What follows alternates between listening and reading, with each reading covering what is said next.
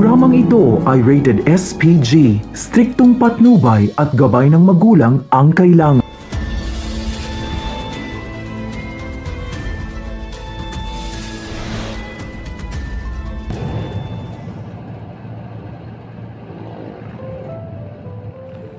Mga kaibigan, painit na nga ng painit ang mga eksena sa Stolen Life na kung saan nga ay tila nababahala itong si Lucy na maaaring mayroong masamang gawin itong si Para sa dinadalang sanggol nito. Kaya naman dahil nga nang malamang buntis nga itong si Para ay nakumpirma ni Lucy na nabuo nga ito ng dahil sa pagniniig nilang dalawa ni Darius noong mga panahong nasa katawan pa nito ang kanyang kaluluwa. Kaya naman mga kaibigan, sa pagkakataong ito tila nagpasya na nga itong si Lucy na gumawa nga ng matinding paraan upang protektahan nga ang sanggol na nasa sinapupunan ni Para, at ang naisip nga nito ay ang muling pagpapalit ng kanilang kaluluwa upang nang sa ganun nga ay maalagaan nito ang sanggol dahil batid nito na ito rin ay kanyang sariling anak.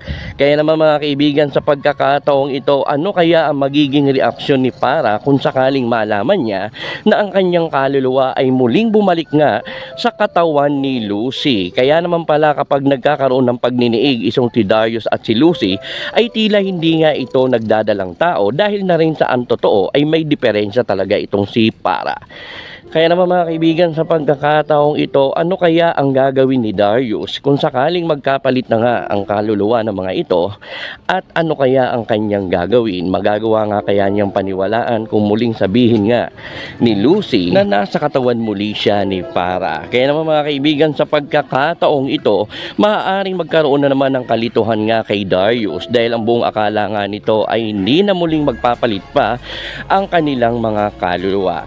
Subalit mga kaibigan, isang bagay lang ang maaaring makakilala sa tunay na Lucy ay walang iba kundi ang kanyang matalik na kaibigan na si Joyce, at siya na mas maiintindihan at mauunawaan ni Joyce kung bakit nagawa muli ni Lucy na bumalik muli sa katawan ni Para, at iyon nga ay dahil nga sa usaping pangangalaga nga sa sanggol na talaga namang inaangkin ni Lucy na ito ay kanya rin sapagkat nabuo nga ito dahil nga sa kanila ni Darius. Kaya naman mga kaibigan, ating abangan ang mga painit na eksena sa Stolen Life na kung saan nga ay patuloy nating inaabangan ang eksena ng tatlong ito. Kaya naman mga kaibigan, ano po ang inyong masasabi sa mga eksenang ito?